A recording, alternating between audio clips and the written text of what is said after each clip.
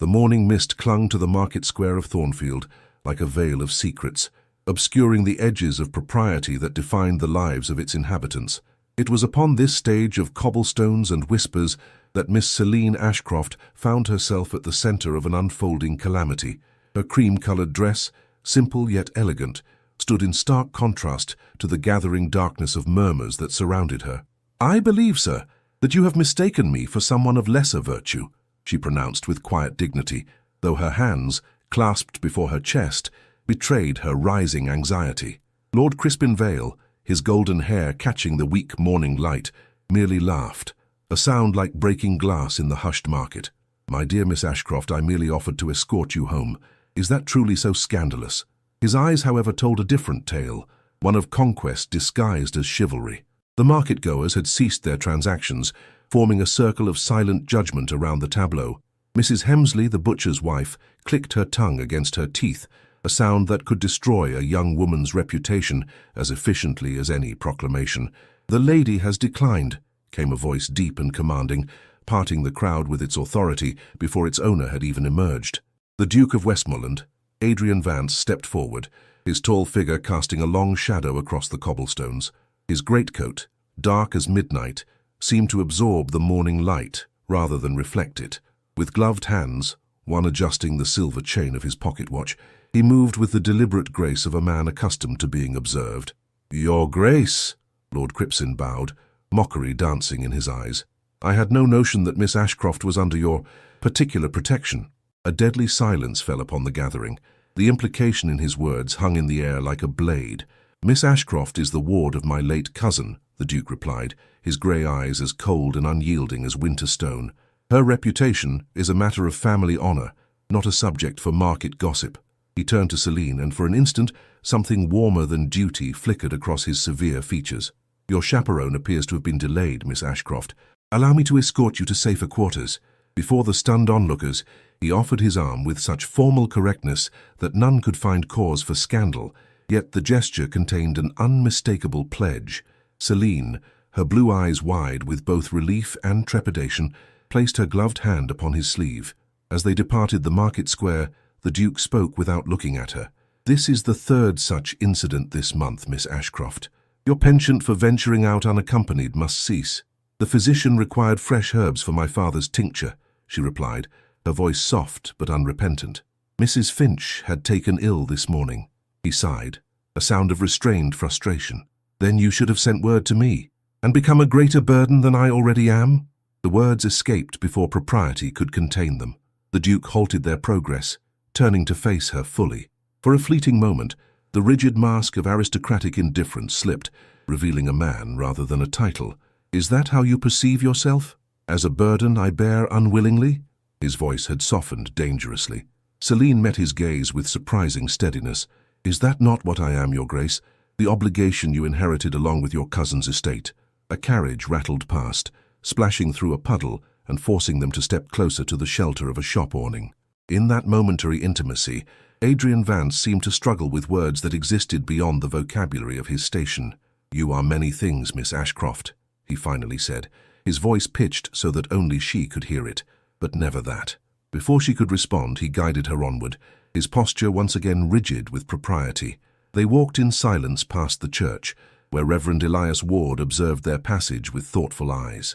That evening, seated in the Duke's study, Celine watched as Adrian Vance composed a letter, the scratch of his pen providing the only sound in the austere chamber.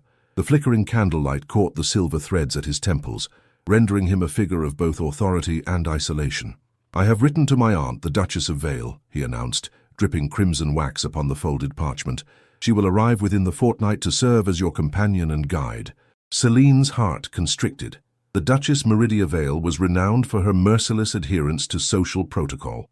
"You believe I require such strict supervision?" "I believe," he replied, pressing his signet ring into the cooling wax, "that I am ill-equipped to protect you from the gossip already spreading through Thornfield." He looked up then, his grey eyes haunted by something deeper than concern for mere propriety. "I made a promise to keep you safe, Miss Ashcroft. I shall not fail in that duty, even if it means summoning the most formidable guardian in all of England." As he handed her the sealed letter to review, their fingers brushed. an infinitesimal contact that nonetheless sent a current of awareness through them both. The silver medallion at his throat gleamed in the candlelight, a symbol of the noble burden he carried.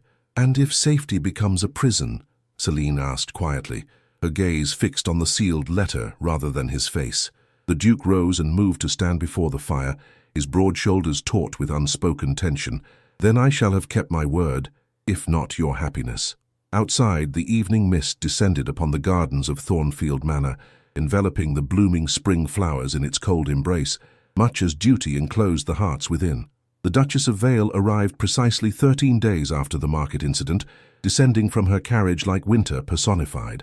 Meridia Vale's silver hair was arranged in an immaculate coiffure, not a single strand daring to escape its assigned position. Her gown of slate-grey silk rustled with disapproval as she surveyed the facade of Thornfield Manor. "Nephew," she pronounced, extending a gloved hand that accepted rather than offered affection. "I trust you recognize the gravity of your situation." Adrian Vance bowed with perfect formality over his aunt's hand. "Your presence honors us, Duchess. Thornfield has been in need of a mistress since my father's passing." Her pale eyes narrowed. "I come not as mistress, but as guardian. Society already whispers of your unusual household arrangements." From the entrance hall, Selene watched this exchange with a composure that belied her racing heart. She stepped forward when summoned, executing a flawless curtsy before the Duchess. "Miss Ashcroft." Meridia Vale's gaze travelled from Celine's modest blue gown to her carefully arranged hair. "I have heard much of you. I hope I may prove worthy of your Grace's guidance," Celine replied, her voice steady despite the chill emanating from the older woman. "We shall see." The Duchess turned to her nephew.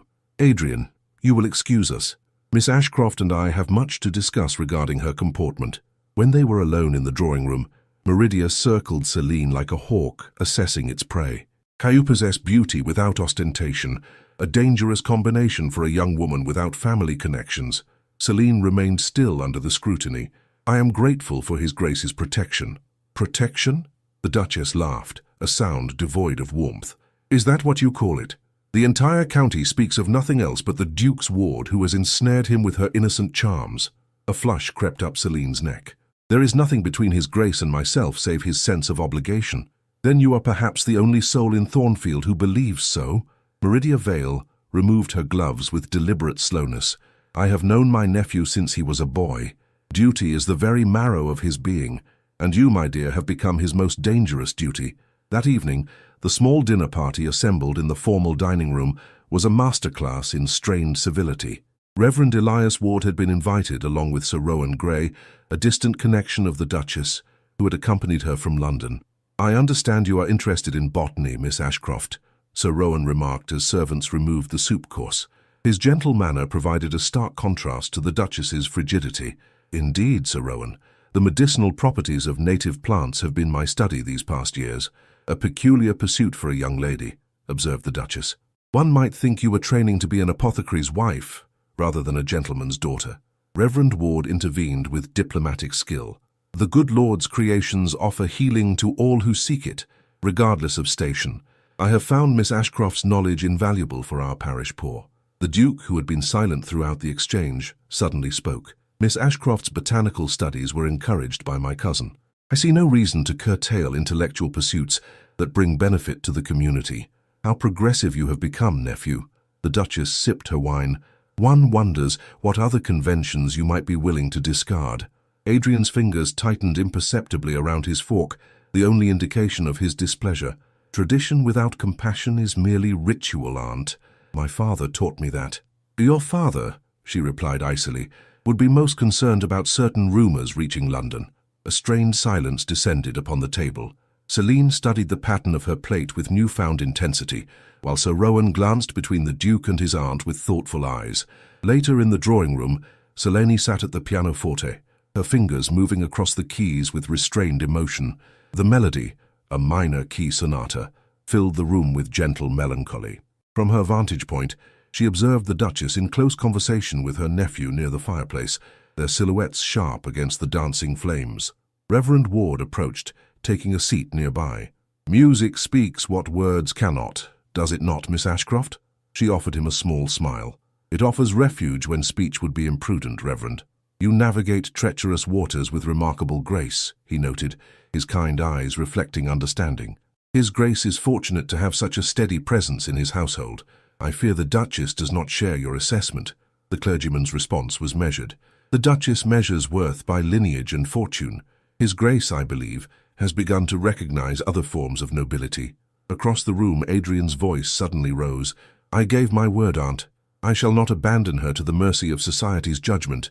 The Duchess's reply was too low to hear, but the Duke's reaction, a stiffening of his proud shoulders, was evident to all. He turned abruptly and crossed to the pianoforte. "Would you play something more cheerful, Miss Ashcroft?" he requested, his voice controlled but his eyes revealing inner turmoil. "Perhaps that Scottish air you practiced last week." Selene nodded, transitioning seamlessly to a brighter melody. As she played, the Duke remained beside her, turning pages with attentive care. When their hands accidentally brushed, he did not withdraw immediately but allowed the contact to linger for a breath longer than propriety dictated. The Duchess observed this tableau with narrowed eyes, her fan snapping open with a sound like fate sealing a decree. That night, unable to sleep, Selene ventured to the library, seeking solace in literature.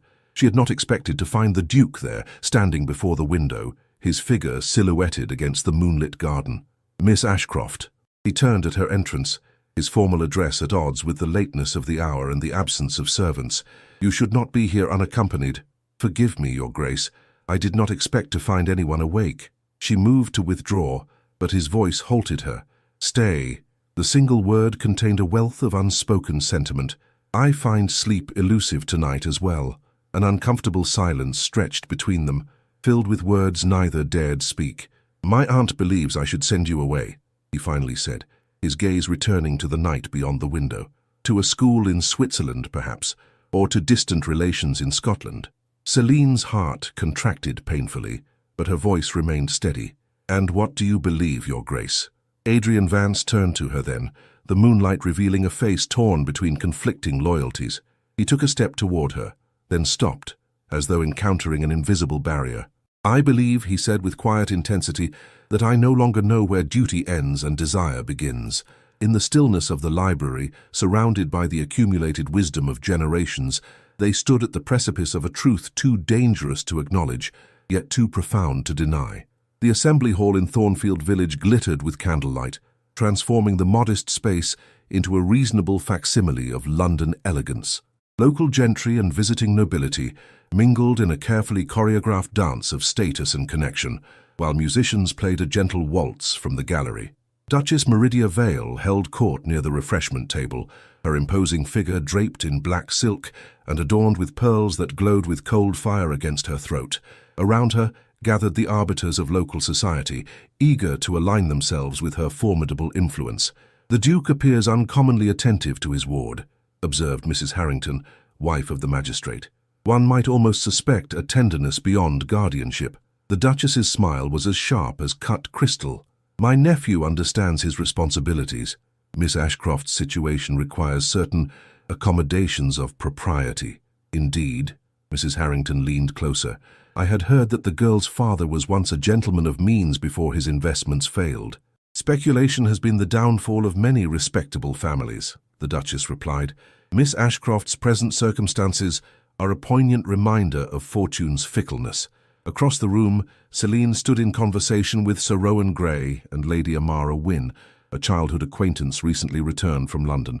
Her gown of pale blue silk, a gift from the Duke that had arrived mysteriously that morning, caught the light as she moved, lending her an ethereal quality. "You have become the subject of considerable interest," Lady Amara noted with a mischievous smile. "Every gentleman in attendance has inquired after your circumstances." Sir Rowan nodded. "And every lady has inquired after the Duke's intentions." Selene maintained her composure, though a flush betrayed her awareness of the scrutiny. "His Grace has been most honourable in fulfilling his obligations to his late cousin." "Honour is a complex virtue," Sir Rowan observed, his thoughtful gaze travelling to the Duke, who stood in conversation with Reverend Ward, "especially when it constrains rather than liberates." Lady Amara's eyes sparkled with keen perception. "And especially when other virtues begin to vie for precedence." Before Selene could respond, Lord Crispin Vale approached, his elegant figure commanding attention with practiced ease. "Miss Ashcroft, You are positively luminous this evening. Might I claim the honor of the next dance? A momentary silence fell over their small circle. To refuse would create awkwardness. To accept might invite further gossip after the market incident. Celine hesitated, caught between social obligation and prudence. I believe Miss Ashcroft has already promised the next set to me, came the Duke's voice, as he materialized at her side with impeccable timing. Lord Crispin's smile tightened. How fortunate she is to have such a vigilant guardian. As the orchestra began the opening notes of a country dance, the Duke led Celine onto the floor. Other couples joined them, forming two long lines of finery and expectation. When they came together in the pattern of the dance, Adrian spoke in low tones that would not carry to curious ears. You appeared in need of rescue once again, Miss Ashcroft. Her gloved hand touched his briefly as they turned. Your interventions are becoming a habit, Your Grace, one I find difficult to break. His grey eyes held hers for a moment longer than the dance required. The blue of your gown becomes you. The anonymous benefactor has excellent taste, she replied, a hint of question in her voice. The corner of his mouth lifted in the ghost of a smile. Perhaps he knows that certain colors enhance what is already perfect. They separated as the dance demanded, moving down the line before coming together again. The brief touches of their hands, dictated by the choreography, seemed charged with significance beyond the ritual. The Duchess has been sharing observations about me, Celine noted during their next convergence. None, I suspect, particularly flattering. A shadow crossed his features. My aunt sees threats where I see only— He stopped as though approaching dangerous territory. Only what, Your Grace? The dance brought them together one final time before the music concluded. Only qualities I have come to value beyond measure, he finished, his voice barely audible. As the set ended and he escorted her from the floor, they became aware of the focused attention their dance had attracted. The Duchess's expression was particularly forbidding as they approached. A most spirited performance, nephew, she commented, though perhaps overly enthusiastic for a gentleman of your standing. Before Adrian could respond, a commotion near the entrance drew all attention. A messenger, travel-worn and urgent, scanned the gathering before his gaze settled on the Duke. Your Grace, he called, approaching with a sealed letter extended. Forgive the interruption, but this communication was marked most urgent. The Duke broke the seal and scanned the contents, his expression shifting from curiosity to grave concern. He folded the letter deliberately and addressed his aunt. I must return to Thornfield immediately. There has been a fire in the East Wing. Gasps and murmurs rippled through the nearby guests. The Duchess frowned. Surely the servants can manage until morning. The damage appears significant, Adrian replied, his tone brooking no argument. Miss Ashcroft's chambers were affected. Celine's hand flew to her throat. My father's letters, the botanical journals. I shall escort you home directly, the Duke said, his concern evident. Sir Rowan, might I impose upon you to see my aunt home when she wishes to depart? The journey back to Thornfield passed in tense silence, the carriage racing through the night. When they arrived, the acrid smell of smoke still hung in the air, though the flames had been extinguished.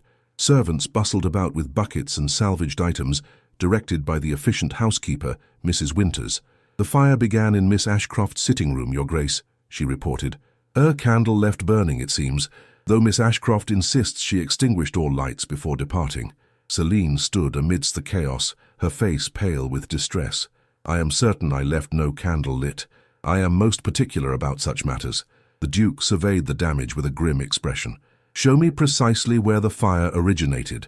Mrs. Winters led them to Selene's chambers, where charred furniture and blackened walls testified to the fire's intensity.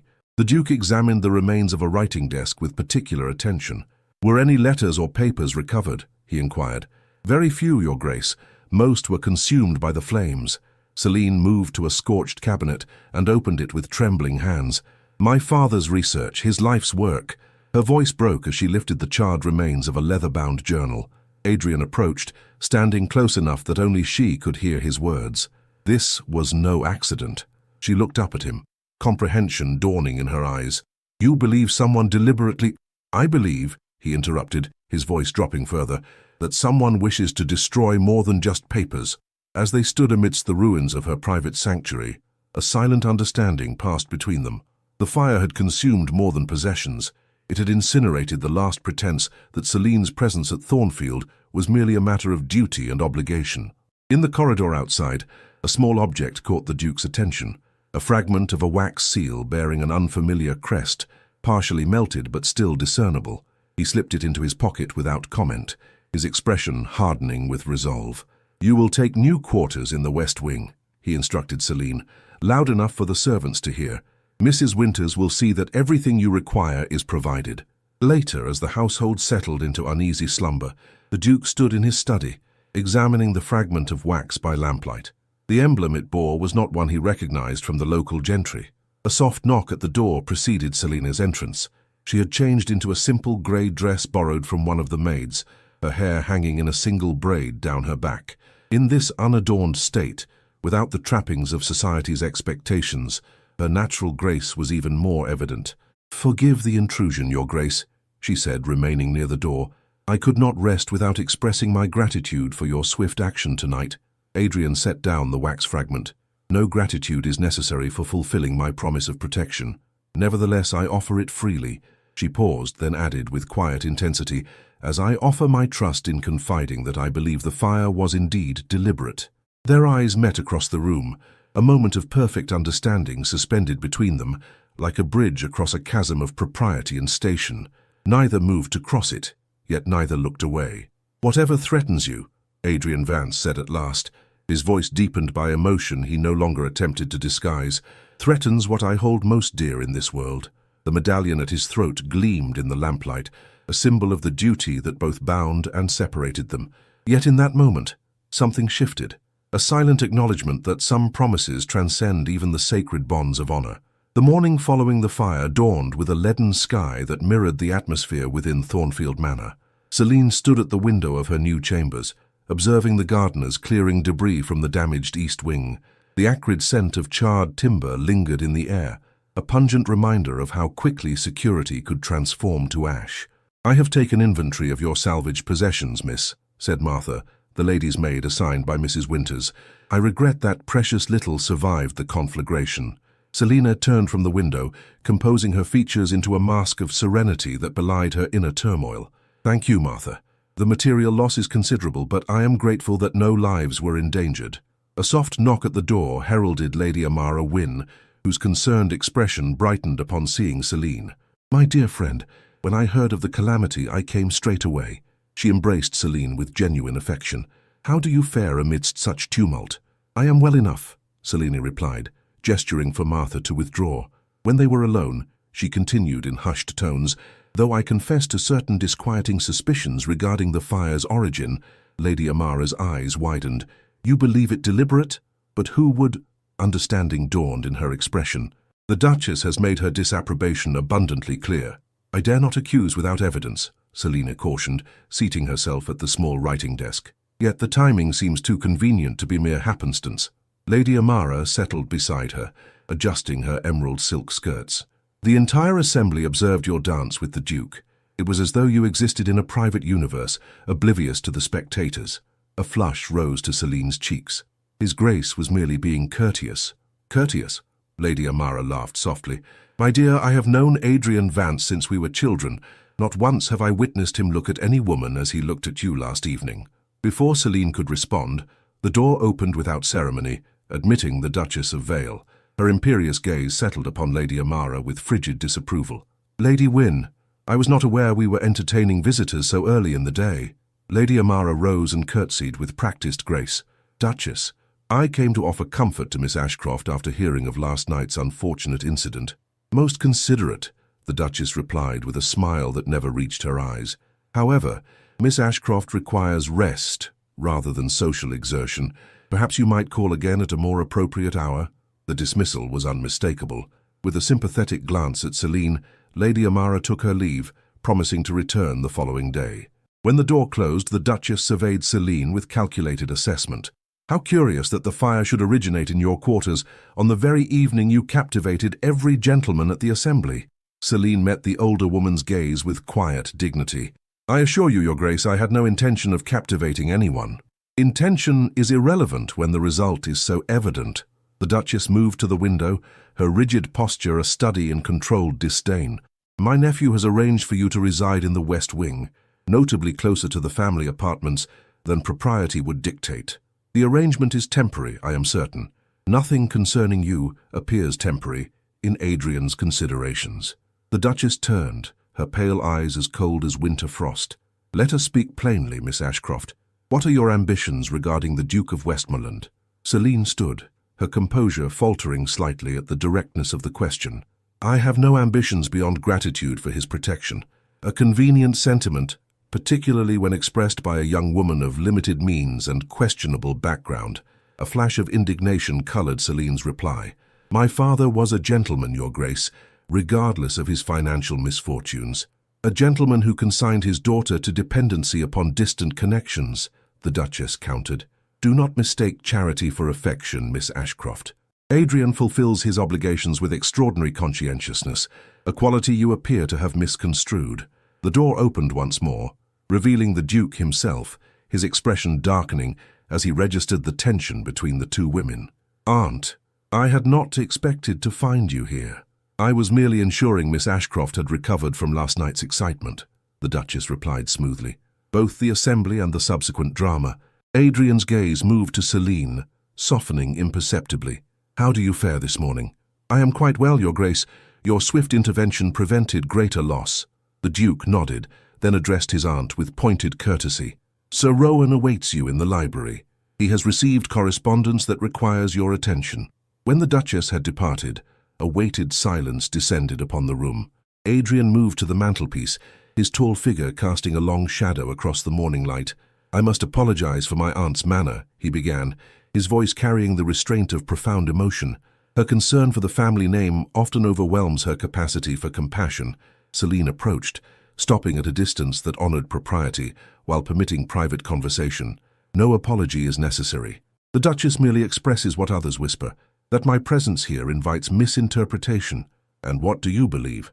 Adrian asked, his grey eyes searching hers with uncommon intensity. I believe, she answered carefully, that honor may become its own prison when it silences truth. Something shifted in his expression, a momentary surrender to a sentiment he had long suppressed. Last night, I examined the fragment of wax seal found near your chambers. He withdrew the object from his waistcoat pocket. It bears an emblem unknown to me, yet vaguely familiar. Celine studied the fragment. It resembles the crest upon Lord Crispin's signet ring, though not identical. An astute observation. The Duke returned the evidence to his pocket. I have sent inquiries to London regarding recent correspondence bearing this seal. Their conversation was interrupted by the arrival of Mrs. Winters, who announced that Reverend Ward had come to call. They proceeded to the drawing-room, where the clergyman awaited with grave countenance. Your Grace, Miss Ashcroft, he greeted them with a formal bow. I bring troubling tidings from the village. Rumours circulate regarding the fire, suggestions of a most improper nature concerning your household arrangements. Adrian's expression hardened. Specify these rumours, if you please, Reverend. The clergyman hesitated, glancing uncomfortably at Selina. There are whispers that Miss Ashcroft's quarters were deliberately placed in proximity to your own, Your Grace, that the fire was divine judgment upon impropriety. Celine's face blanched, while the Duke's complexion darkened with suppressed fury. Who perpetuates this slander? I regret that it emanates from multiple sources, Reverend Ward replied, though I observed Lord Crispin in earnest conversation with several prominent matrons after your departure from the assembly. That afternoon, Celine retreated to the conservatory, seeking solace among the botanical specimens her father had once catalogued with such devotion. The glass-enclosed garden offered a semblance of peace amid the mounting tensions. She was arranging specimens of lavender when footsteps announced another presence. Lord Crispin Vale approached, his handsome features arranged in an expression of exaggerated concern. Miss Ashcroft, how fortuitous to find you alone. Celine stiffened, setting down her basket of herbs. Lord Crispin, I was not aware you were calling at Thornfield today. I came to express my sympathies regarding the fire. He moved closer, his voice dropping to an intimate register. How distressing that your private sanctuary should be so violated. Indeed, she maintained a careful distance between them. If you will excuse me, I should return to the house. Lord Crispin blocked her path with subtle determination. Before you depart, I feel compelled to offer you counsel, Miss Ashcroft.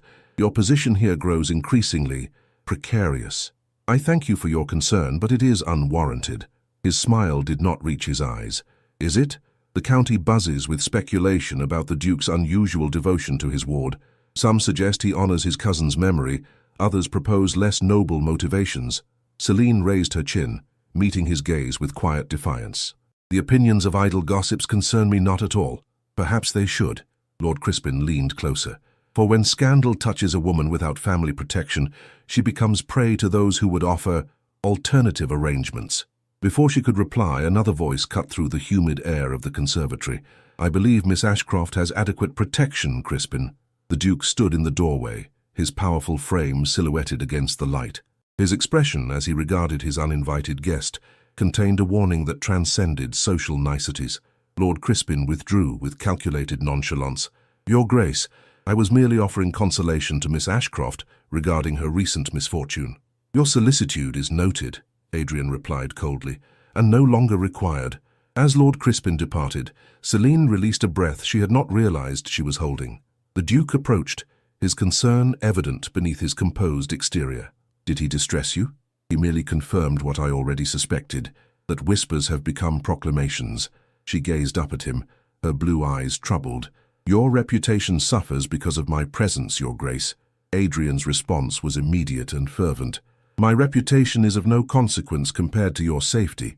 He hesitated, then added in a lower tone, I have received intelligence from London. The seal fragment matches one used by a private club frequented by Lord Crispin and his associates. You believe he orchestrated the fire?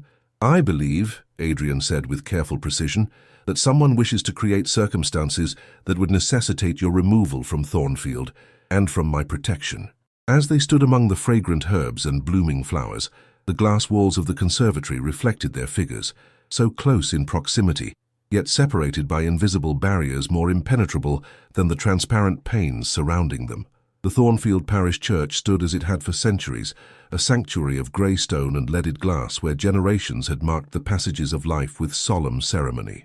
On this particular Sunday morning, however, the sacred space hummed with an undercurrent of speculation as the Duke of Westmoreland entered with his household. The Duchess of Vale preceded them down the centre aisle, her regal bearing commanding deference from the assembled congregation. Selene followed at a respectful distance, a modest gown of dove grey complementing her quiet dignity. The Duke, resplendent in formal attire, completed the procession, his grave countenance revealing nothing of the turmoil that had engulfed Thornfield Manor in recent days. From the pulpit, Reverend Ward surveyed his flock with the knowing gaze of a shepherd well acquainted with the temperament of each sheep. His sermon, drawn from the Gospel of Matthew, dwelt upon the perils of judgment and the virtue of mercy, pointed selections that caused several prominent matrons to shift uncomfortably in their pews. Judge not, lest ye be judged, he intoned, his gaze sweeping across the congregation. How readily we condemn what we do not understand, and how frequently our condemnation reveals not the sin of others, but the limitations of our own hearts. The Duchess's spine stiffened perceptibly, while whispers rustled like autumn leaves through the rear pews. Celine kept her eyes fixed upon the altar, though a faint flush coloured her cheeks. Only the Duke remained impassive, his aristocratic profile betraying no reaction to the clergyman's thinly veiled admonishment. Following the service, the traditional exchange of pleasantries outside the church became an exercise in veiled hostility. Mrs. Harrington and her circle maintained a conspicuous distance from Celine, while Lord Crispin engaged the Duchess in animated conversation that frequently directed meaningful glances toward the Duke and his ward. Your sermon was most illuminating, Reverend, Lady Amara commented, joining Selina and Adrian as they prepared to depart. Though perhaps not universally appreciated, Reverend Ward smiled gently. The word often disturbs before it comforts, my lady. I merely present the mirror. Each soul determines what reflection it shall reveal. Sir Rowan Grey approached their small gathering, his manner as unassuming as ever. Your Grace, Miss Ashcroft, might I impose upon your hospitality this afternoon? I have certain matters to discuss regarding estate boundaries. The Duke nodded his assent, though his attention had shifted to where his aunt now stood in close conversation with the magistrate. The older man's furrowed brow and frequent glances towards Celine suggested a topic beyond mere social exchange. Upon their return to Thornfield, the household dispersed to their respective chambers to change from church attire. Celine had just completed this task when Lady Amara appeared at her door, her expression troubled. My dear, I must speak with you privately. She entered, closing the door firmly behind her. I overheard a most disturbing conversation between the Duchess and Mr. Harrington after the service. Celine seated herself at her dressing table, outwardly calm though her heart quickened. Pray continue. The Duchess has petitioned the magistrate to review your guardianship arrangement. Lady Amara's voice dropped to a whisper. She suggests that the Duke's judgment regarding your welfare has been compromised by inappropriate sentiment. A chill swept through Celine, despite the warmth of the spring afternoon. She seeks to have me removed from Thornfield. Worse, Lady Amara replied grimly. She intimates that your character requires the structure of a reformatory institution, one where young women of questionable circumstance might be properly guided. Before Celine could respond, a knock at the door announced the arrival of Martha, bearing a silver salver upon which rested a sealed note. From His Grace, miss, he requests your presence in the library immediately. The library of Thornfield Manor was a sanctum of leather-bound volumes and polished oak, where generations of Vances had retreated to contemplate matters of consequence. When Selene entered, she found the Duke standing before the great fireplace, his posture rigid with contained emotion. Sir Rowan sat nearby, his expression grave. Miss Ashcroft. Adrian greeted her with formal courtesy that did not mask the turbulence in his grey eyes. Please join us. Once she was seated, Sir Rowan cleared his throat. I fear I bring unwelcome intelligence, Miss Ashcroft. Certain documents have surfaced in London questioning the validity of your father's will and consequently your legal status.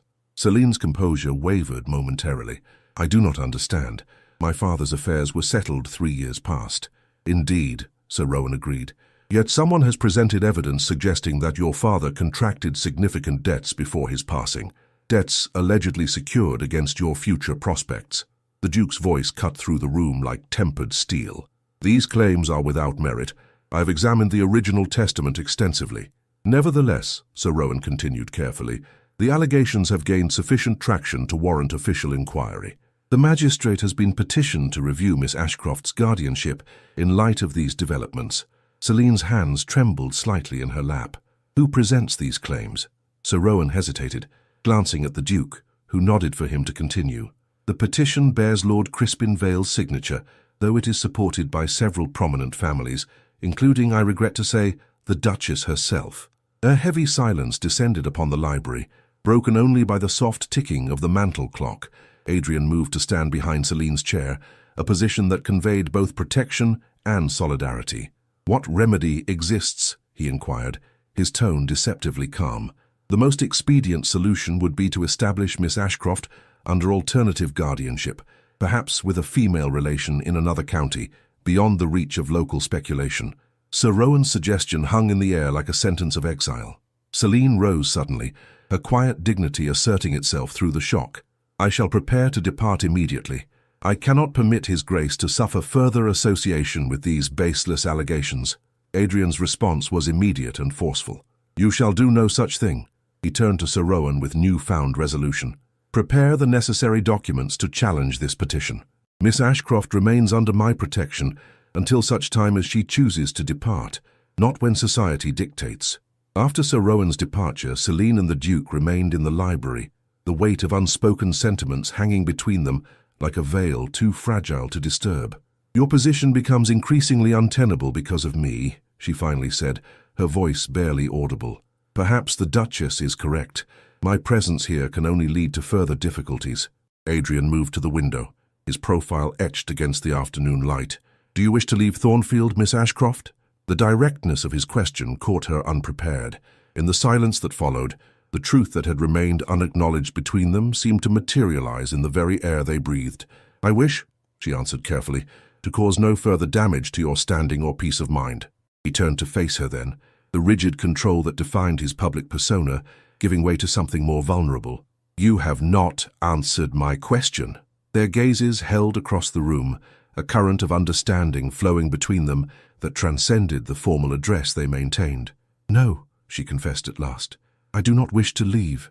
The medallion at his throat caught the light as his chest rose with a deep breath. Then you shall remain regardless of what machinations Crispin and my aunt devise. That evening, the small dinner party at Thornfield unfolded with excruciating formality.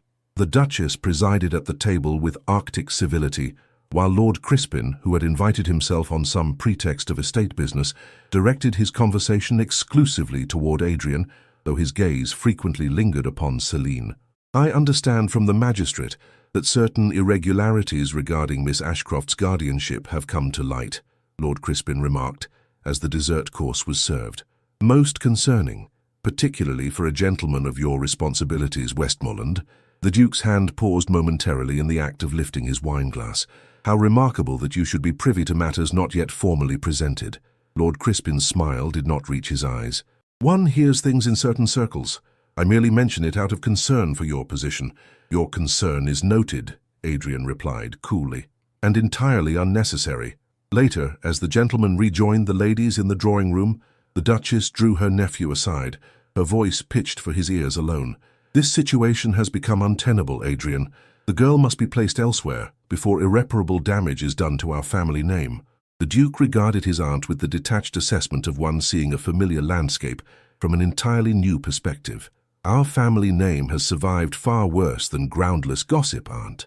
Groundless? Her pale eyes narrowed. The entire county speaks of nothing else but your inappropriate attachment to your ward. Even the magistrate questions your judgment in this matter, and you, of course, have done nothing to encourage such speculation, he replied, a note of realization coloring his tone. The Duchess drew herself up with offended dignity.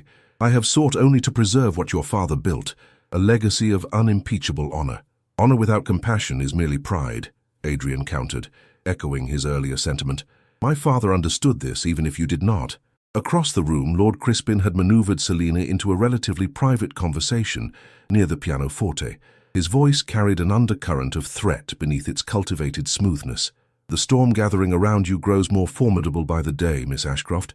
One wonders how long even the Duke's considerable influence can shield you. Celine maintained her composure, though her fingers trembled slightly against the polished wood of the instrument.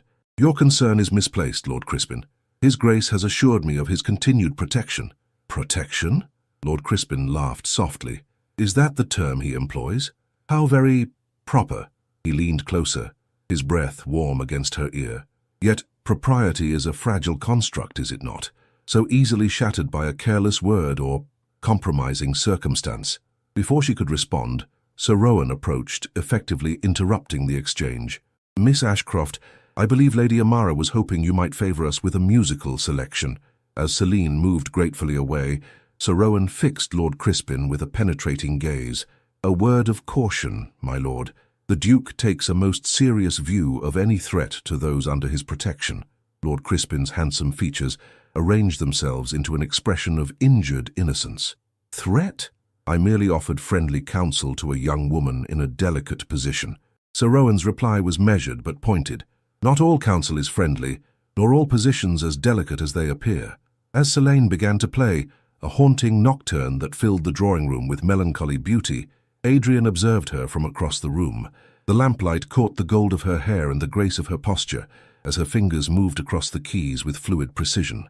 Something in his expression, a softening of his austere features, a warmth in his typically guarded gaze, did not escape the Duchess's notice. Later that night, unable to sleep, Selene ventured to the library once more, seeking the comfort of literature to distract her troubled mind. She had not expected to find Lady Amara there, examining a volume with unusual intensity. Amara. I had thought everyone retired. Lady Amara started, hastily returning the book to a shelf. Selene, dear, I was merely pursuing a reference that might prove useful to your situation. Have you discovered something of significance? Lady Amara hesitated, then gestured for Selene to join her at a secluded reading table. I believe I may have uncovered the source of Lord Crispin's sudden interest in your affairs. She withdrew a small journal from her reticule.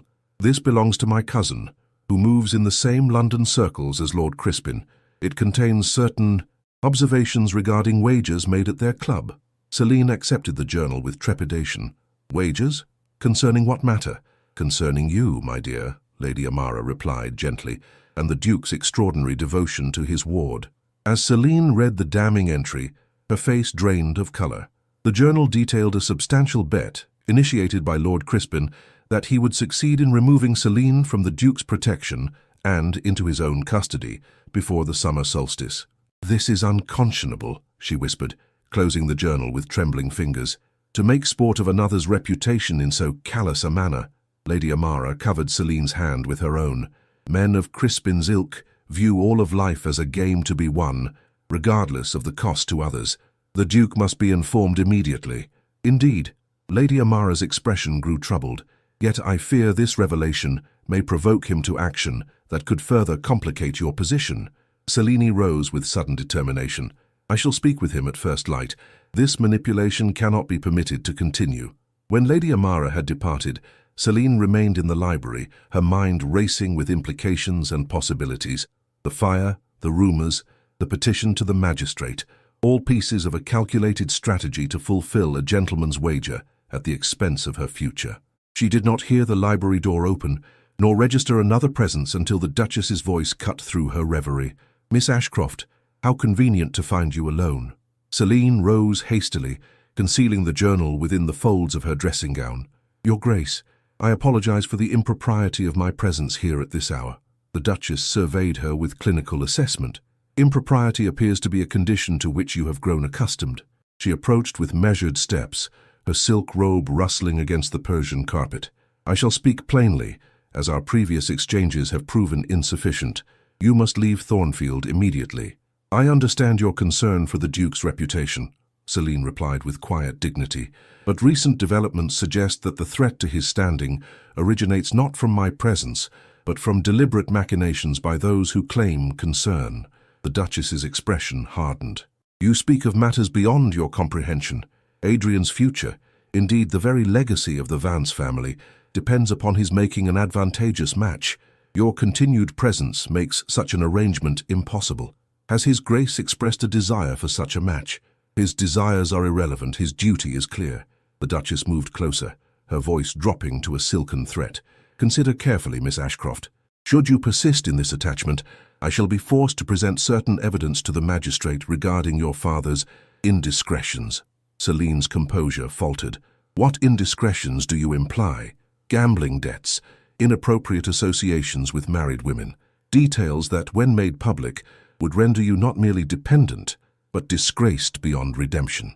The library door opened once more, admitting the Duke himself, his expression thunderous as he registered the tableau before him.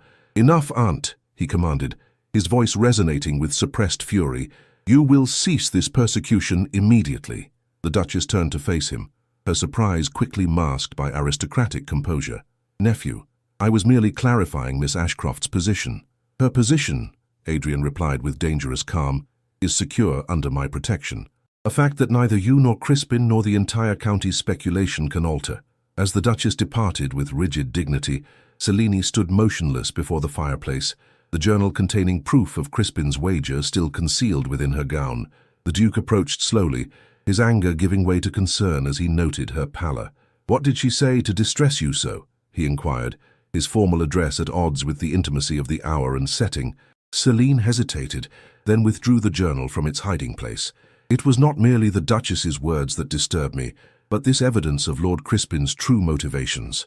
As Adrian read the damning entry, his expression transformed from concern to cold fury. The medallion at his throat seemed to pulse with the rapid beating of his heart beneath his nightshirt. This explains much, he said at last, closing the journal with controlled violence, and clarifies what must be done. Selene moved closer, alarmed by the dangerous light in his eyes. What do you intend? Adrian's gaze met hers with an intensity that transcended propriety and position. In that unguarded moment, the truth that had remained veiled behind formal address and careful distance stood revealed in the silent library. I intend, he said with quiet certainty, to end this charade once and for all. The morning room at Thornfield Manor basked in the golden light of early summer. The French doors opened to admit the fragrance of roses from the garden beyond. Selene sat at a small writing desk, her pen moving swiftly across cream-colored stationery as she transcribed portions of her father's salvaged botanical journals. The task provided welcome distraction from the tensions that permeated the household. Miss Ashcroft, came Mrs. Winter's voice from the doorway. His Grace requests your presence in the study immediately. Sir Rowan Grey has arrived with news from London. Selene's heart quickened as she followed the housekeeper through the portrait gallery, where generations of Vances gazed down with aristocratic detachment. The past week had been one of strained anticipation, with the Duke maintaining a formal distance, even as his actions demonstrated unwavering commitment to her defense. The study door stood ajar, revealing Adrian in conversation with Sir Rowan. Both men turned as she entered, their expressions revealing nothing of the news that had prompted this urgent summons. "Miss Ashcroft," the Duke greeted her with a slight bow. "Thank you for coming so promptly. Sir Rowan brings intelligence that concerns your situation directly." Sir Rowan cleared his throat, his manner more assured than his customary diffidence would suggest. "I have obtained documents of significant import, Miss Ashcroft, correspondence between Lord Crispin and certain officials regarding your father's estate." He placed a leather portfolio upon the desk, withdrawing several letters bearing broken seals. "These establish a deliberate effort to fabricate evidence of debt against your father's name, debts that Lord Crispin subsequently claimed to have purchased from various creditors." Celine's composure faltered momentarily.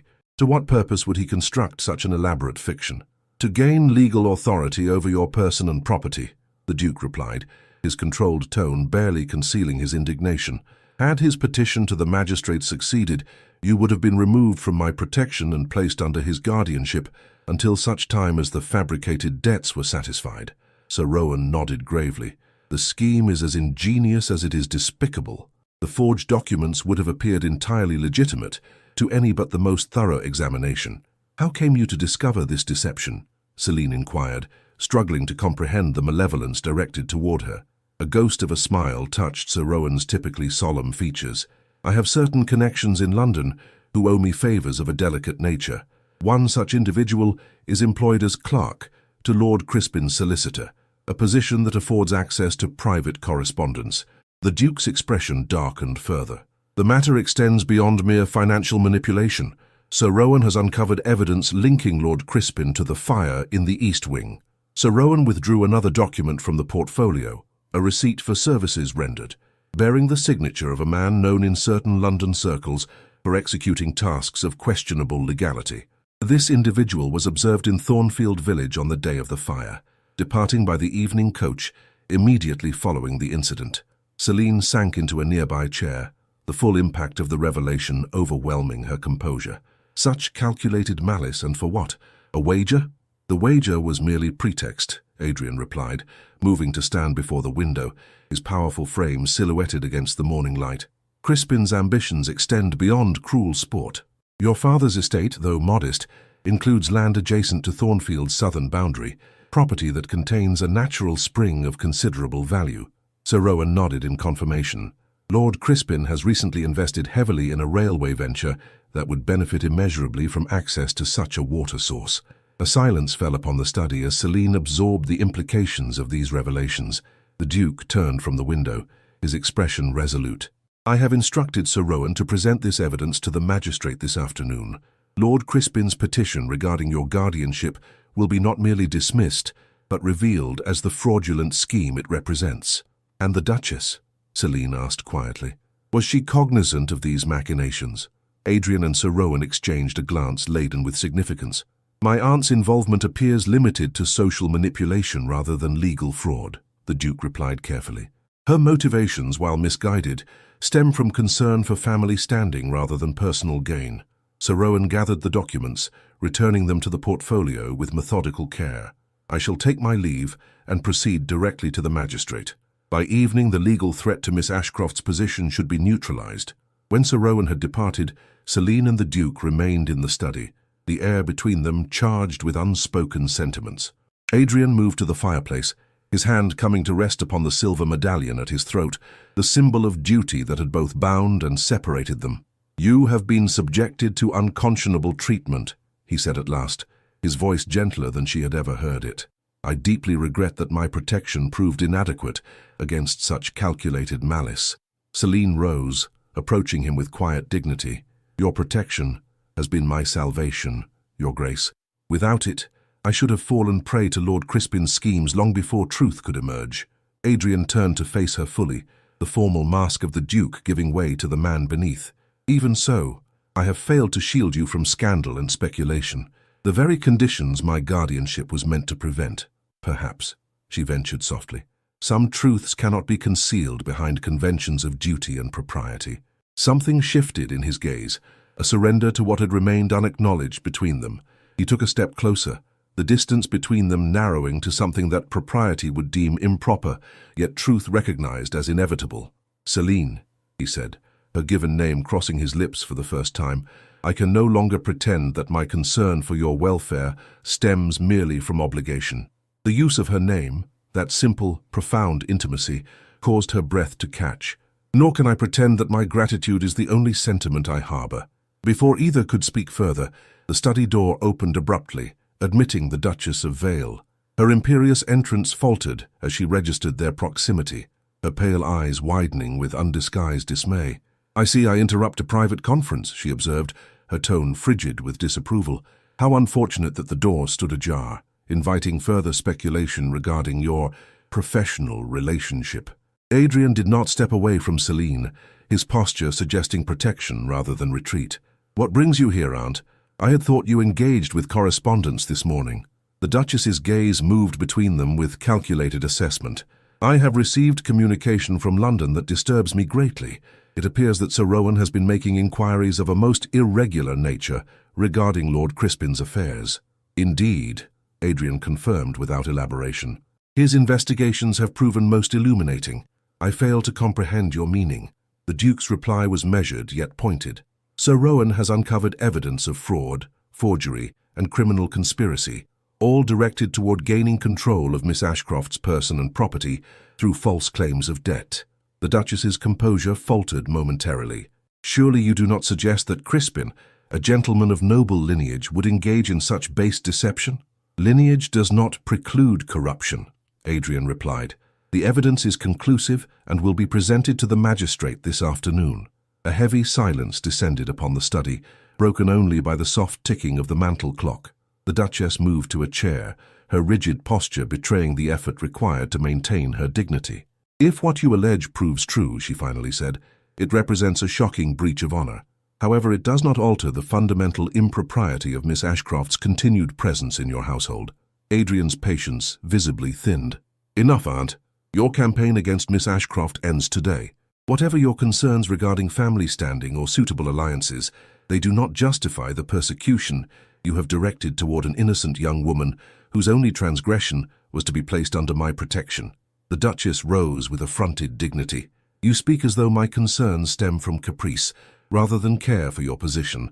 A gentleman of your standing cannot afford to be linked romantically with his ward, a connection that grows more evident with each passing day, regardless of your protestations to the contrary."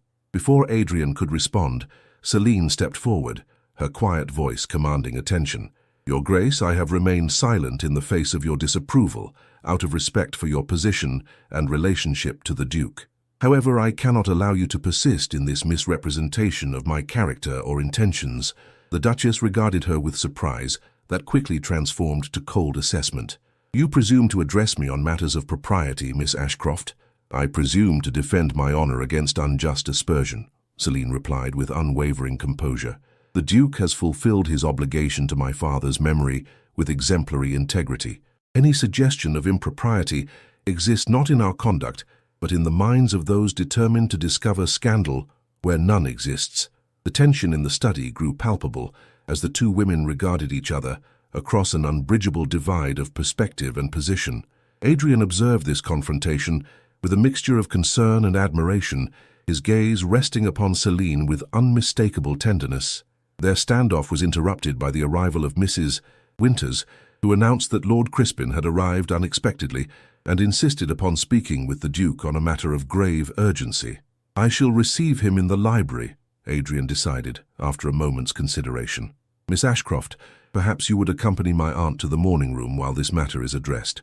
Celine nodded her acquiescence, though concern shadowed her features. "Please exercise caution, Your Grace. Lord Crispin may suspect his scheme has been discovered." As the women departed, the Duke made his way to the library where Lord Crispin awaited with an air of fabricated nonchalance. His elegant attire and practiced smile could not conceal the calculation in his gaze as he greeted his host. "Westmoreland, most generous of you to receive me without appointment." "State your business, Crispin," Adrian replied without preamble. "I have pressing matters requiring my attention this morning." Lord Crispin affected an expression of wounded pride. "So formal, Adrian. We have known each other since Eton, a connection that makes your recent actions all the more reprehensible." A flicker of unease crossed Lord Crispin's handsome features. "I'm afraid I don't take your meaning." Adrian moved to his desk, withdrawing Sir Rowan's portfolio from a drawer. "Shall I enumerate your transgressions, or would you prefer to confess them voluntarily?" "The forged debt claims against Mr. Ashcroft's estate. The petition based upon these fraudulent documents. The fire deliberately set to destroy evidence of Miss Ashcroft's legitimate inheritance." Lord Crispin's practiced smile faltered, replaced by a wariness that suggested calculation rather than contrition. "You make serious allegations without proof, Westmoreland." "On the contrary," Adrian replied coldly, "I possess not only proof, but sworn testimony from your hired accomplice, the same individual who executed the arson at your instruction." Panic flickered in Lord Crispin's eyes, quickly masked by bravado. Even if such evidence existed, the word of a common criminal would hardly stand against that of a nobleman in any court. "Perhaps not," Adrian conceded. "Yet when combined with these documents," he tapped the portfolio meaningfully, "and the testimony of your solicitor's clerk, who has agreed to cooperate with authorities, the case becomes rather more compelling." A tense silence descended upon the library as Lord Crispin assessed his position with the desperate calculation of a gambler facing ruin. When he finally spoke, his voice had lost its cultivated smoothness. "What do you propose?" Adrian's reply was immediate and implacable. "You will withdraw your petition regarding Miss Ashcroft's guardianship. You will sign a confession detailing your fraudulent claims against her father's estate. You will depart Thornfield immediately and never again approach Miss Ashcroft in any capacity. And should I refuse these draconian terms? Then I shall present the evidence to the magistrate this afternoon, and you may explain your actions from inside Newgate Prison." The Duke's voice carried the weight of absolute certainty. "Choose quickly, Crispin. My patience grows thin." Recognizing defeat, Lord Crispin's handsome face contorted with resentment. "For you destroy my reputation to protect your ward's virtue, a commodity I suspect has already been compromised under your protection." Adrian moved with sudden, controlled violence, seizing Lord Crispin by his immaculate cravat and propelling him against the nearest bookshelf. "You will never again speak of Miss Ashcroft in such terms," he said, his voice deadly quiet. "Not if you value your miserable existence." Fear replaced calculation in Lord Crispin's eyes as he registered the lethal intent in the Duke's gaze. "I meant no—" "You meant precisely what you implied," Adrian interrupted, releasing him with contemptuous force. "Sign the confession, withdraw your petition, and remove yourself from my sight. Those are your choices, Crispin. Make them wisely." An hour later, Lord Crispin's carriage departed Thornfield in haste, bearing its occupant toward London under the watchful eye of Sir Rowan's trusted associate. In the study, Adrian placed the signed confession in his safe, his expression grim yet satisfied. When Celine entered at his summons, he turned to face her with the weight of revelation in his gaze. "It is done.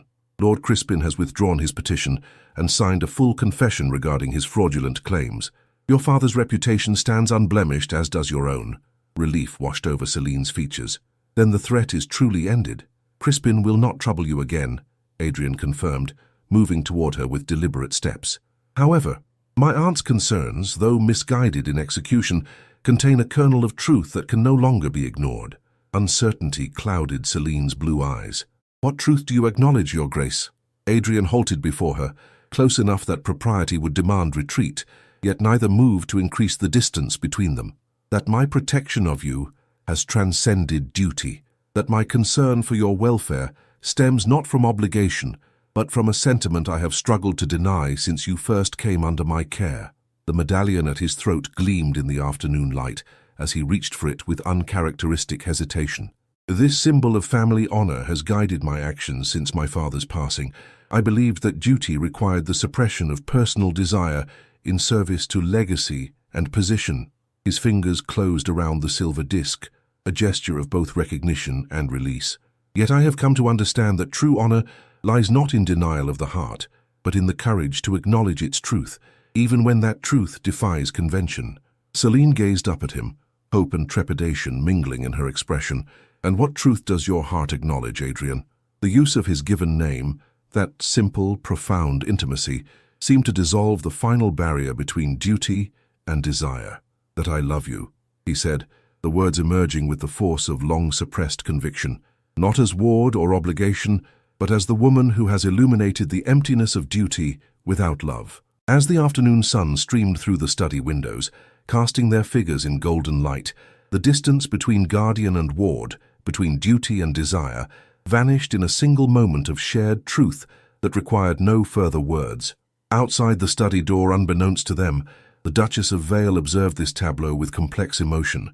Her rigid adherence to propriety demanded intervention, yet something in the tableau before her, some recognition of a truth that transcended social convention, stayed her hand. She withdrew silently, her expression troubled yet thoughtful, as within the study, Adrian Vance and Selina Ashcroft stood at the threshold of a future neither had dared imagine, a future where honor and love existed not in opposition, but in harmony. The summer solstice arrived at Thornfield, with a day of exceptional clarity, the sky an unbroken expanse of azure unmarred by even the faintest cloud. In the formal garden, preparations for the annual midsummer gathering progressed under Mrs. Winter's exacting supervision. Garlands of roses and ivy adorned the stone balustrades, while footmen arranged tables beneath the ancient oak trees. Celine stood at her chamber window, observing this activity with mingled anticipation and apprehension. The past fortnight since Lord Crispin's departure had witnessed a transformation in her relationship with the Duke, a delicate evolution from formal guardianship to acknowledged affection, conducted with discretion that nonetheless failed to escape the notice of the household. "The lavender silk becomes you admirably, miss," remarked Martha, as she arranged Celine's hair in an elegant coiffure adorned with pearl pins. "His Grace will be most pleased."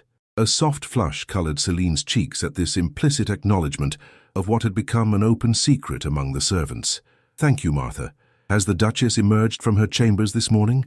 Martha's expression grew guarded. "Her Grace breakfasted early and has been engaged with correspondence in the morning room. She has requested that the blue parlour be prepared for a private interview with His Grace before the guests arrive." This information heightened Celine's unease. Since witnessing the exchange in the study, the Duchess had maintained a frigid civility toward her nephew's ward, neither acknowledging nor openly opposing the altered dynamics between them. This requested interview suggested the armistice had reached its conclusion. When her toilette was complete, Celine descended to the library, seeking refuge among the leather-bound volumes that had provided solace throughout her residence at Thornfield. She had not expected to find Reverend Ward there, examining a collection of theological texts with scholarly interest. "Miss Ashcroft," he greeted her with genuine warmth, "you appear radiant this morning. The approach of midsummer clearly agrees with you." Celine accepted his compliment with a graceful nod. "The season brings both beauty and change, Reverend, sometimes more rapidly than one anticipates." "Indeed." His kind eyes reflected understanding beyond her words. "Change often arrives with both promise and peril, particularly when it challenges established order." Their conversation was interrupted by Sir Rowan Grey's arrival, his typically calm demeanour visibly disturbed. "Miss Ashcroft, Reverend Ward, forgive my intrusion. I bear news of some urgency concerning Lord Crispin Vale." Celine's heart quickened. "Has he returned to Thornfield?"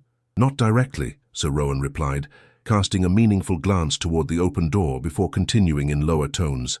"However, certain communications have arrived from London suggesting he has not abandoned his vendetta against you or the Duke." Reverend Ward frowned. "What manner of communications do you reference?" Sir Rowan withdrew a folded newspaper from his coat. "This morning's London Gazette contains a most disturbing item in the society pages, a thinly veiled account of a distinguished northern duke whose household arrangements have allegedly scandalized his peers." Celine accepted the paper with trembling fingers, scanning the indicated column. Though no names appeared directly, the particulars described left little doubt regarding the subjects. "This poison appears designed to reach beyond our local society." "Indeed," Sir Rowan agreed grimly. "Lord Crispin, having failed in his legal stratagem, now employs public opinion as his weapon. The article hints at forthcoming revelations regarding the Duke's ward and their unorthodox relationship. This represents a new level of malice," Reverend Ward observed, his customary gentleness hardening to righteous indignation. "To assault a young woman's reputation through such cowardly means." "The timing seems deliberately calculated," Celine noted, returning the paper to Sir Rowan. "Published on the very day of Thornfield's midsummer gathering, when the county's most prominent families will assemble here." The library door opened fully, admitting Adrian Vance, his expression grave. "I see Sir Rowan has already shared the morning's unpleasant tidings." He moved to Celine's side with the natural gravity of a planet to its sun, propriety now secondary to protection. "I have dispatched messengers to London with instructions for my solicitors to pursue legal remedy against the publication." Such action may come too late to prevent the damage to Miss Ashcroft's reputation, Sir Rowan cautioned. The Gazette circulates widely among society's influential circles. Adrian's response carried the calm certainty of a decision already reached. Then we shall address the matter directly, before speculation can take root. He turned to Celine, his grey eyes seeking hers with unguarded tenderness. If you are willing, understanding dawned in her expression. You propose to announce my intention to make you my wife, he completed, his voice pitched for their small circle alone, not as a reaction to scandal, but as the acknowledgement of a truth we can no longer, and should no longer, conceal. A silence fell upon the library as the full import of his declaration registered with their companions. Reverend Ward was the first to speak, his tone reflecting careful consideration rather than immediate endorsement. Such an announcement, made before the assembled county, would indeed preempt malicious speculation. Yet, have you considered the Duchess's response? Her opposition to this connection has been made abundantly clear. My aunt's concerns stem from tradition rather than malice, Adrian replied. She believes that marriages of our rank should serve alliance and advantage rather than affection. A wry smile touched his lips. A perspective I once shared, until circumstance taught me its hollowness. Sir Rowan cleared his throat delicately. Speaking of the Duchess, she was engaged in most animated conversation with Lady Harrington when I arrived. I fear the Gazette's insinuations may already have reached local society through separate channels. This intelligence lent urgency to their deliberations. Adrian turned once more to Celine, the question in his eyes requiring no verbal articulation. Her response came with quiet certainty. I will stand beside you, whatever course you deem appropriate. Their exchange was interrupted by Mrs. Winters, who appeared at the library door with uncharacteristic discomposure. Your Grace, forgive the intrusion. A carriage has arrived bearing a gentleman who insists upon speaking with you immediately, a Mr. James Ashcroft, who claims to be Miss Ashcroft's uncle. The announcement struck Celine with physical force, the colour draining from her face. Impossible, she whispered. My father had no living brother. Adrian's arm moved instinctively to support her. Show this person to the blue parlour, Mrs. Winters. I shall attend him directly. When the housekeeper had departed, Celine turned to Adrian with visible distress. This must be some new stratagem of Lord Crispin's, perhaps an impostor hired to create further scandal. Or perhaps, Sir Rowan suggested carefully, someone with legitimate connection to your family, whose existence was unknown to you. Adrian's expression hardened with protective resolve. Whatever his identity or purpose, we shall discover it together. He offered his arm to Celine with formal courtesy that belied the intimate concern in his gaze.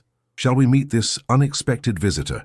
The blue parlour, with its delicate French furnishings and pastoral landscapes, provided an incongruously serene setting for the tension-filled encounter that awaited them.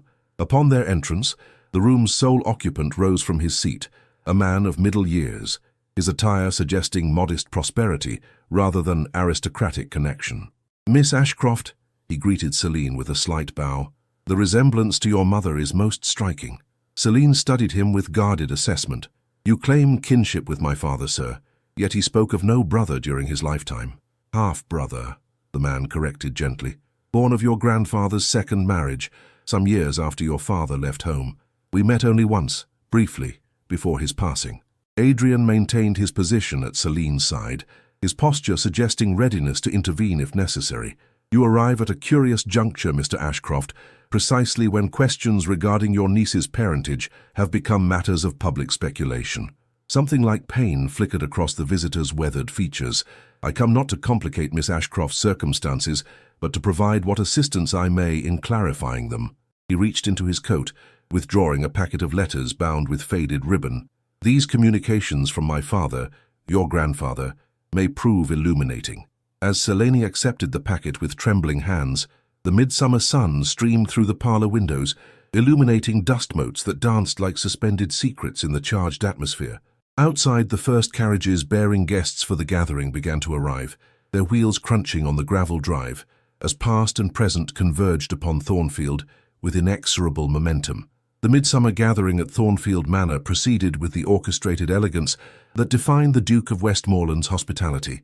Beneath canopies of cream silk that billowed gently in the afternoon breeze, the county's most prominent families engaged in the practiced rituals of society.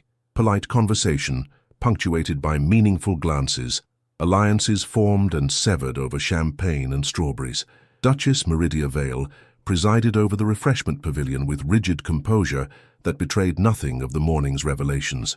Her grey silk gown and diamond parure established her precedence without requiring verbal assertion, while her narrowed gaze tracked her nephew's movements with calculated assessment. Celine stood somewhat apart from the main gathering, engaged in quiet conversation with her newly discovered uncle near the rose garden. James Ashcroft's unpretentious manner and genuine concern had slowly dissolved her initial suspicion, replacing it with cautious acceptance of his unexpected kinship. "Your father was a brilliant man," he remarked, studying a particularly fine specimen of white rose that had captured Celine's attention. Too brilliant, perhaps, for the conventional path expected of gentlemen's sons. His decision to pursue botanical research rather than a military or clerical career estranged him from our father. Celine traced the velvet petals with gentle fingers. He never spoke of this estrangement, though I sensed a sorrow in him when family connections were mentioned. "Pride and principle formed an impenetrable barrier between them," James replied with a rueful smile. "A family trait, I fear, that persisted until it was too late for reconciliation." Their conversation paused as Lady Amara Wynne approached, her emerald gown a vibrant contrast to the pale flowers surrounding them. "Celine, dearest, I have been searching for you. The Duke requests your presence near the oak terrace." As James excused himself to partake of refreshments, Lady Amara linked her arm through Celine's, leading her along the gravel path with purposeful steps. "The entire gathering buzzes with speculation regarding your mysterious visitor," she confided. "The Duchess appears particularly discomposed by his arrival." "Mr. Ashcroft is my father's half-brother," Celine explained, "unknown to me until this morning. He brings letters and documents that establish my father's legitimate birth and inheritance, evidence that directly contradicts Lord Crispin's allegations." Lady Amara's expression brightened. "How providential! Such evidence presented at this precise moment seems almost divinely orchestrated." "Indeed," Celine agreed, though a shadow of concern crossed her features. "Yet it raises questions regarding how my uncle learned of my circumstances and why he chose this particular day to appear." They found Adrian engaged in conversation with Sir Rowan and Reverend Ward beneath the ancient oak that dominated Thornfield's western terrace.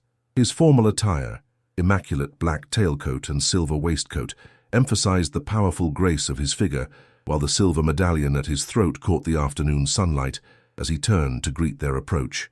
"Miss Ashcroft," he acknowledged her with a bow that conveyed both public propriety and private significance. "I trust your conversation with Mr. Ashcroft proved illuminating." "Most profoundly," Celine confirmed. "He brings documentation that establishes beyond question my father's legitimacy and my rightful inheritance of the Ashcroft property, modest though it may be." Sir Rowan nodded with satisfaction. "Such evidence will prove invaluable in countering the insinuations published in this morning's Gazette." "The timing of Mr.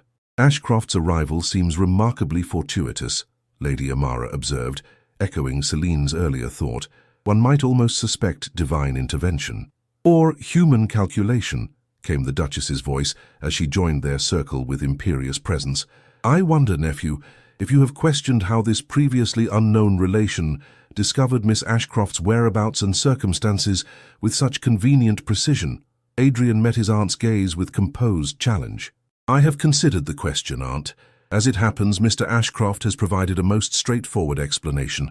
He learned of Celine's situation through an advertisement placed in the London papers following her father's death, an advertisement seeking any family connections that might provide insight into the disposition of the Ashcroft botanical collection." "An advertisement placed by whom?" the Duchess inquired with arch skepticism. "By myself," Adrian replied evenly, "at the request of my late cousin, who suspected that Edward Ashcroft's family history contained complexities beyond his daughter's knowledge." This revelation silenced the Duchess momentarily, while Celine regarded Adrian with newfound wonder. "You never mentioned this effort to locate my relations?"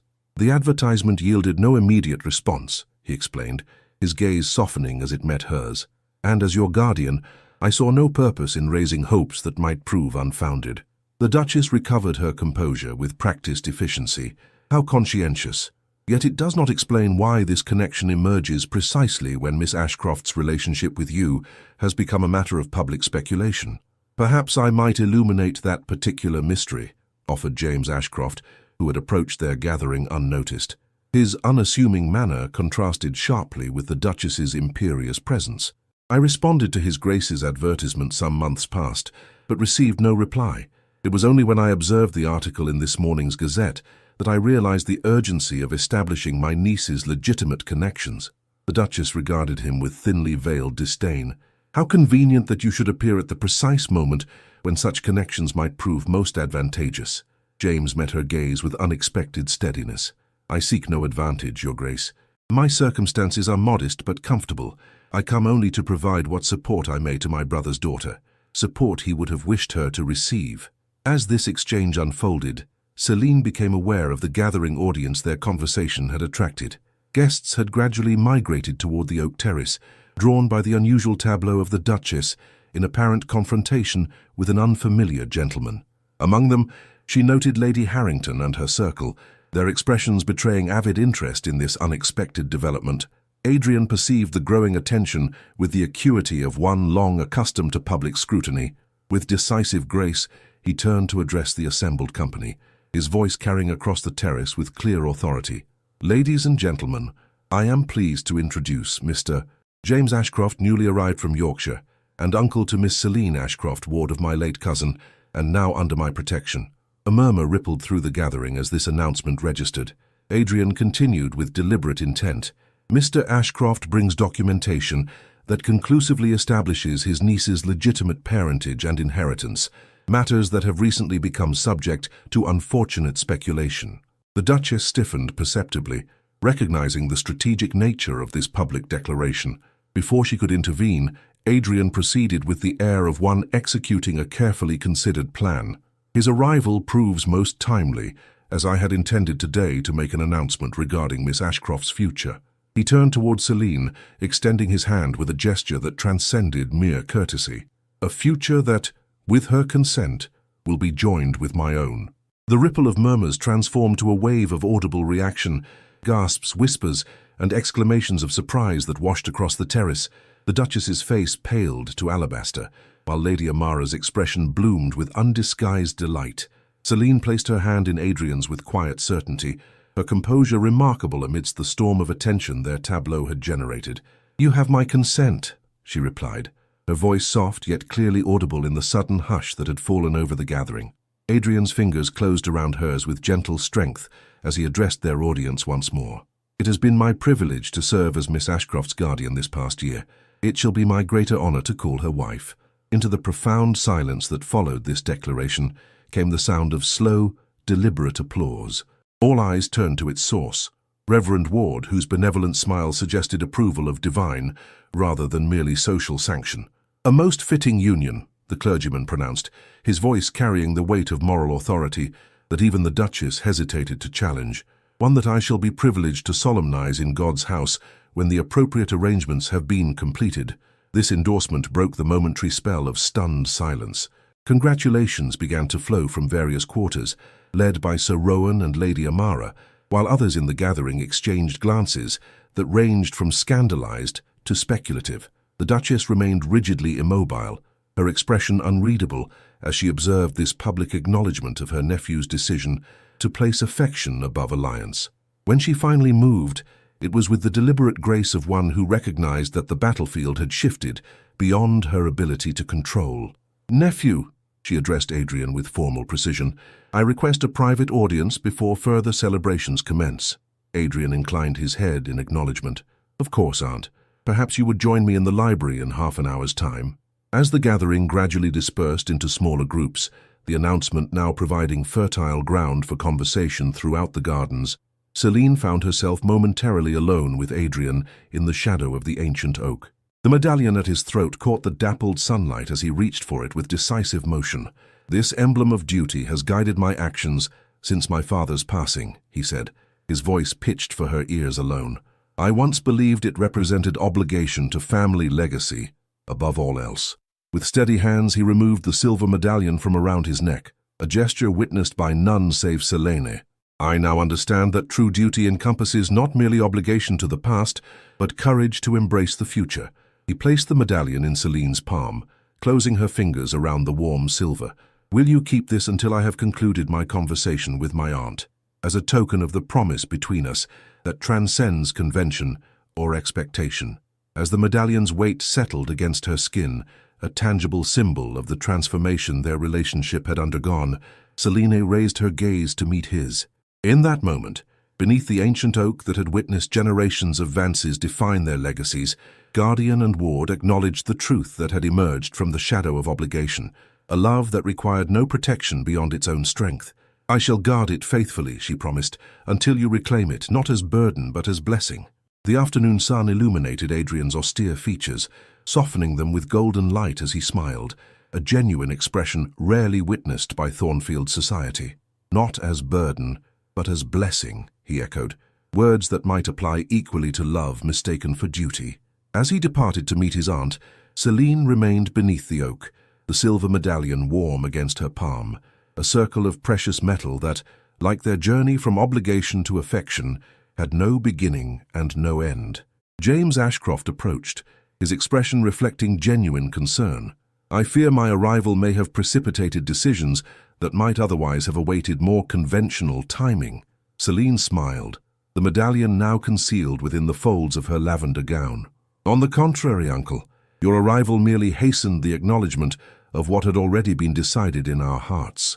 As they stood beneath the ancient oak, observed from a distance by curious guests who maintained respectful distance, neither could know that within the library a confrontation unfolded that would determine not merely their future happiness, but the very nature of duty and desire within the walls of Thornfield Manor. The chapel at Thornfield Manor stood bathed in autumn light, its Norman arches and worn stone steps bearing witness to generations of Vance family rites. Now, as crimson and gold leaves danced upon the September breeze, it prepared to observe another passage, one that bridged duty and desire with unprecedented harmony. Inside, flowers adorned every surface, not the expected white roses of traditional weddings, but wildflowers and herbs gathered from the meadows surrounding Selene's childhood home. Their untamed beauty and medicinal properties reflected both her father's legacy and her own journey from dependent ward to woman of independent strength. In the small antechamber, Lady Amara adjusted the final details of Selene's attire.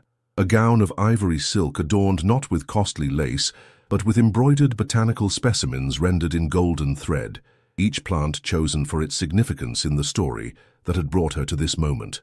"You appear positively radiant," Lady Amara observed, arranging the simple veil of Brussels lace that had been her own contribution to the bride's ensemble, "though I suspect your glow emanates less from these adornments than from within." Selene smiled, touching the silver medallion that hung from a slender chain around her neck, no longer a symbol of duty alone, but of transformation and renewal. "I find myself strangely calm, despite the extraordinary path that led to this day." "Not so extraordinary," came the Duchess's voice from the doorway. Meridia Vale entered with measured steps, her gown of silver-grey silk suggesting acquiescence rather than celebration. The months following the midsummer announcement had witnessed a gradual thawing in her opposition, not to wholehearted approval but to a reluctant acknowledgement that her nephew's happiness transcended conventional alliance.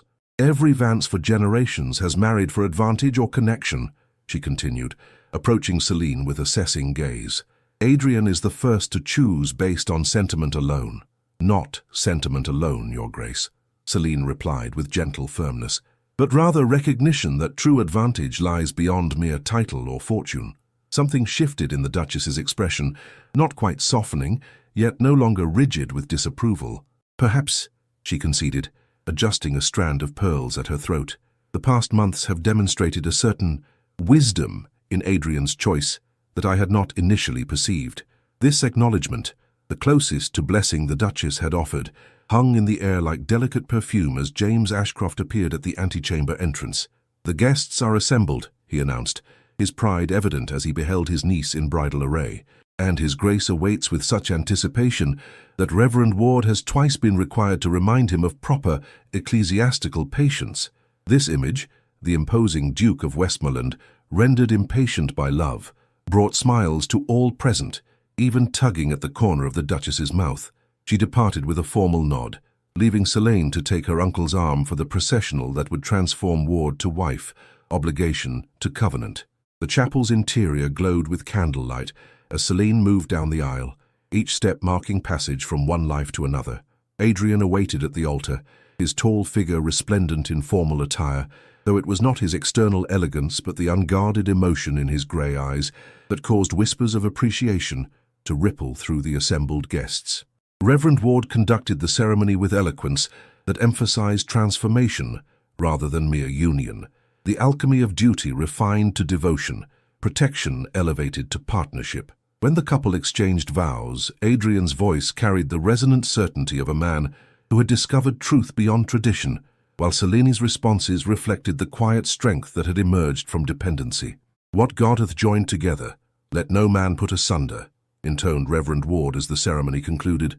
The words echoed against the ancient stones, carrying the weight of divine sanction for a union that had defied societal expectation. The wedding breakfast that followed in Thornfield's Great Hall combined elegance with unexpected warmth. Sir Rowan Gray proposed the first toast, his typically reserved manner giving way to genuine sentiment as he raised his glass. "To the Duke and Duchess of Westmoreland, may their union prove that true nobility resides not in title or tradition, but in the courage to recognize where duty and desire become one." As the celebration progressed, Adrian and Celine circulated among their guests with the natural harmony of planets in shared orbit. Lord Crispin Vale was conspicuously absent, his scheme to claim Celine's property having collapsed completely when James Ashcroft produced additional documentation establishing her undisputed ownership. The London Gazette had published a retraction of its earlier insinuations, though the article announcing the Duke's marriage to his former ward ensured that society would long discuss the unconventional romance.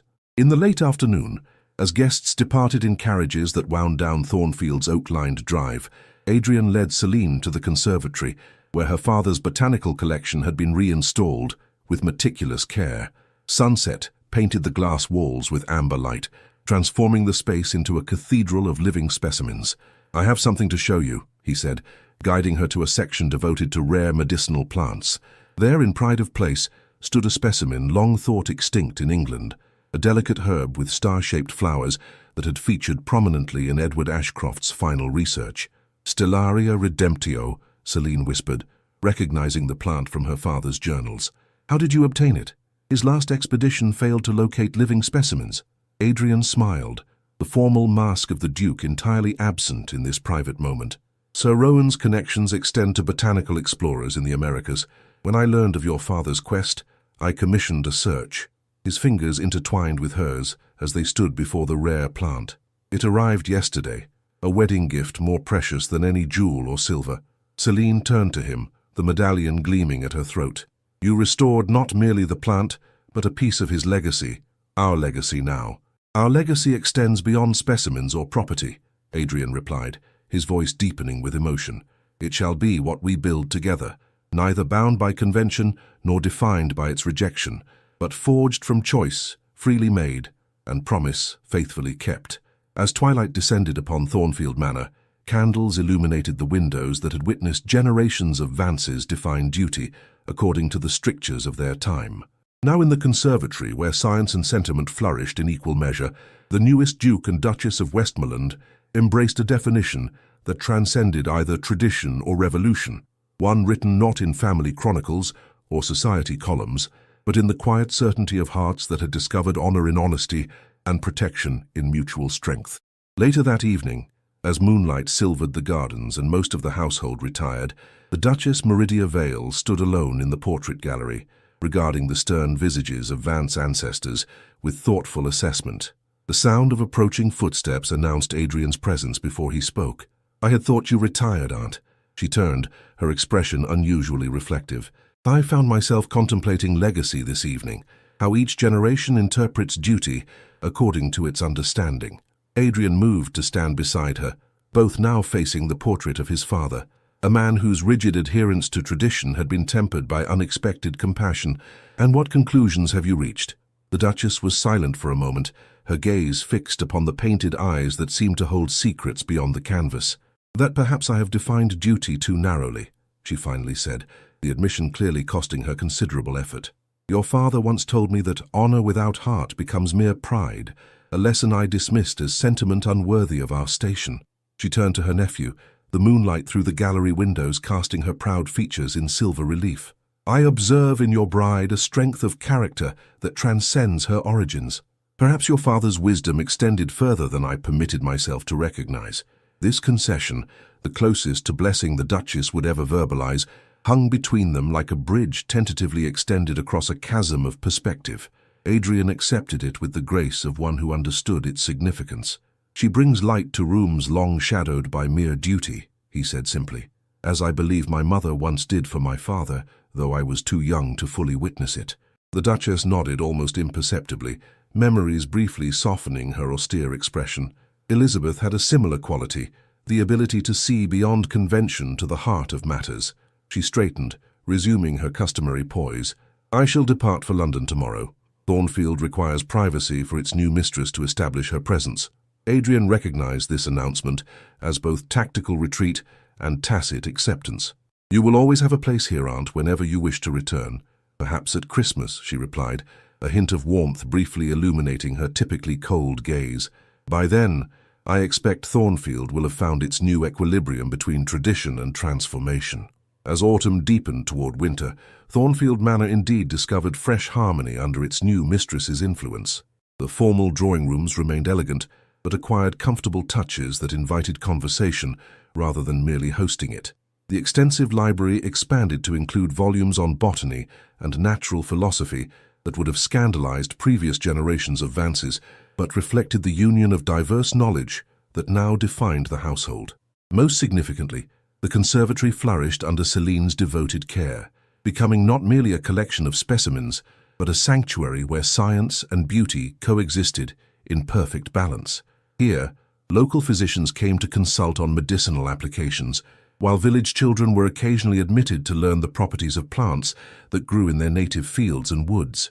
On a crisp December morning, with snow dusting Thornfield's grounds like sugared confection, Adrian discovered his wife in this glass-walled haven, carefully documenting the progress of her father's rediscovered stellaria.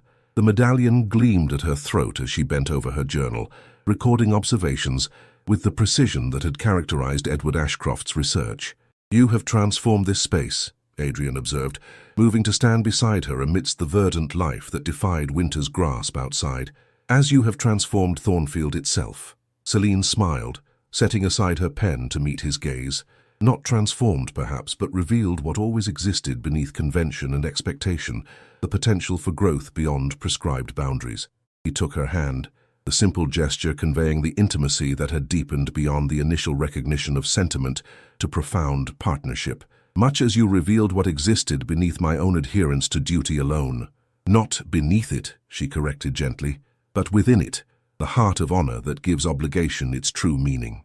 As snow continued to fall beyond the glass walls, coating Thornfield's ancient oaks and formal gardens in crystalline purity, the Duke and Duchess of Westmoreland stood amidst living evidence that protection need not confine, that duty could nurture desire, and that promises made in honor could flourish into love that transcended the very conventions that had first brought them together. Outside, a robin alighted briefly on the conservatory roof, its red breast vibrant against the winter white, nature's reminder that warmth persists even in the coldest season, just as truth eventually emerges from the shadowed corners of duty misunderstood as denial rather than devotion. In the dance between duty and desire, we often mistake obligation for sacrifice, viewing honor as the denial of our deepest truths. Yet Adrian and Selene's journey reveals a profound wisdom. True nobility lies not in rigid adherence to convention, but in the courage to recognize when duty and love become one unified purpose. The medallion that once symbolized Adrian's burden of obligation transformed into a token of liberation when he discovered that protection need not distance, and honor need not deny the heart. Like the silver disc that passed between them, our greatest commitments are not chains but circles, complete only when they encompass both responsibility and love. Perhaps the most profound lesson lies in Selene's quiet strength, which transformed dependency into partnership. She reminds us that acceptance of protection need not diminish our own power, but can instead create the sanctuary where both souls grow stronger.